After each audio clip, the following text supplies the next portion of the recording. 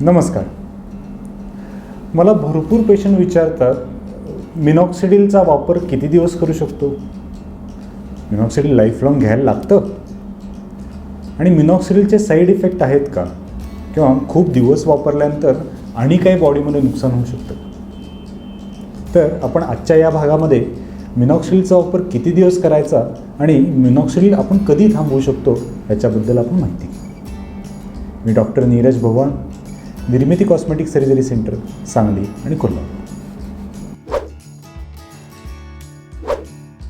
Minoxidil. आता minoxidil हे आपल्याला माहितीच आहे की केस हेअर लॉससाठी one of the most effective, म्हणजे सगळ्यात जास्त इफेक्टिव्ह असं एक औषध आहे.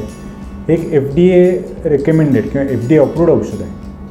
मिनॉक्सिडिलची ॲक्शन कशी होते तर ते केसांच्या मुळाशी ब्लड सप्लाय वाढवतं. ब्लड सप्लाय वाढल्यामुळं केसांची ग्रोथ जास्त होते. केसांची जी ॲनाजन फेज असते, ॲनाजन फेज म्हणजे ग्रोथ फेज, ती जनरली 1 ते 6 वर्षापर्यंत असते, तर ती मिनॉक्सिडिलमुळं एक्सटेंड होते. आणि जे केस कॅटेजन किंवा टिलोजन फेजमध्ये असतात, म्हणजे जे केस गळण्याच्या मार्गावर असतात, ते लवकर गळून जातात आणि गळल्यानंतर नवीन केस येण्याची प्रोसेस, ज्यालाच आपण ॲनाजन फेज म्हणतो, अर्ली ॲनाजन फेज म्हणतो, ती चालू होते. हे सगळे मिनॉक्सिडिलचं लोकली ब्लड सप्लाय वाढल्यामुळं होतं. आता मिनॉक्सिडिल आपण कुठल्या कुठल्या पेशंटमध्ये वापरतो की ज्यांना मेल पॅटर्न बाल्डनेस आहे, फिमेल पॅटर्न बाल्डनेस आहे, किंवा ज्यांची हेअर लॉस जास्त झालेला आहे, अशा पेशंटमध्ये आपण मिनॉक्सिडिल वापरतो. आता मेल पॅटर्न बाल्डनेसमध्ये मिनॉक्सिडिलचा वापर हा फक्त मिनॉक्सिडिल तेवढाच म्हणून केला तर तेवढा इफेक्टिव्ह रिझल्ट येत नाही. किंवा कधीकधी तुम्हाला साधारण क्राऊन एरियामध्ये तुम्हाला चांगला रिझल्ट भेटतो आणि हेअर लाईनमध्ये एवढा चांगला रिझल्ट मिळत नाही. मिनॉक्सिडिल आपण ज्या लोकांना देतो त्या लोकांपैकी ऑलमोस्ट 60 ते 70% लोकांमध्ये त्यांना 2 ते 4 महिन्यामध्ये रिझल्ट दिसून येतो. पण राहिलेल्या पर्सेंटेज लोकांमध्ये तेवढा चांगला रिझल्ट मिळत नाही. त्यांना ॲडिशनल काही गोळ्या किंवा फिनास्टेरॉइड टॅब्लेट्स असतील, प्लेटलेटरीज प्लाझ्माचे इंजेक्शन्स असतील, ज्याला आपण PRP इंजेक्शन्स पण म्हणतो, लो लाईट लेझर थेरपी पण त्यांना घ्यायला लागू शकतं आणि सायमल्टेनियसली त्यांना मल्टीविटॅमिन पण घ्यायला लागू शकतात. आता ही सगळी प्रोसेस आपण कशासाठी करतो तर मेल पॅटर्न बाल्डनेसमध्ये टेस्टोस्टेरॉन सेन्सिटिव्ह केस असतात, जो पुढचा एरिया असतो, आणि हा एरियामधले केस कधी जाणार, किती जाणार, हे जनरली जेनेटिकली डिटरमाइंड असतं.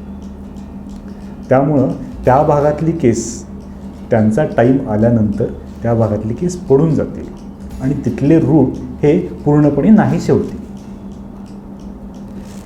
ही जी आपण थेरपी देतो, या थेरपीनं ह्या केसांचं आयुष्य वाढतं, म्हणजे तिथले रूट्स शाबूत राहतात आणि त्याच पद्धतीने तिथले केसांची वाढ आणि केसांची उगवण चालूच राहते. पण समजा आपण मिनॉक्सिडिलची थेरपी घेतली नाही किंवा बाकीच्या थेरपी आपण घेतल्या असतील तर काय होईल तर तुमचा मेल पॅटर्न बाल्डनेस असतो तो कंटिन्युअसली पुढे चालत जाईल आणि जे काही रूट्स असतील ते कायमचे नाहीसे होतील आणि तुम्हाला त्या ठिकाणी टक्कल दिसायला लागेल. आणि एकदा टक्कल दिसायला लागलं की आपल्याला हेअर ट्रान्सप्लांटशिवाय पर्याय राहत नाही. त्यामुळं मिनॉक्सिडिलचा वापर तुम्हाला 4 महिने, 5 महिने किंवा त्याच्याहून जास्त दिवस पण घ्यायला लागू शकतो. आपण हेअर लॉससाठी जी काही ट्रीटमेंट देतो त्या ट्रीटमेंटचा महत्त्वाचा एक उद्देश असा असतो की टक्कलपणा जेवढं पोस्टपोन करता येईल, जेवढं पुढं ढकलता येईल आणि हेअर ट्रान्सप्लांट जेवढं पुढं ढकलता येईल तेवढा त्यासाठी आपण प्रयत्न करत असतो. सायमल्टेनियसली ज्या लोकांमध्ये मिनॉक्सिडिल काम करत नाही त्या लोकांमध्ये फिनास्टेरॉइड, PRP therapy, low light laser therapy आपण देतच राहतो.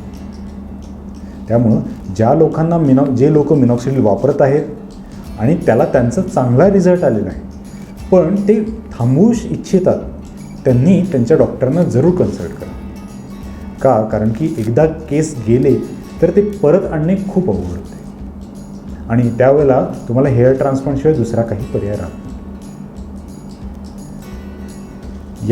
मोस्ट प्रॉब्ली या व्हिडिओमध्ये मी तुम्हाला समजावून सांगू शकलो आहे की मिनॉक्सिडिलचा वापर थांबवू शकतो का नाही. तुम्हाला जर आणि काही शंका असतील तर प्लीज कॉमेंट बॉक्समध्ये पोस्ट करा किंवा आमच्या वेबसाईटवरती व्हिजिट करा.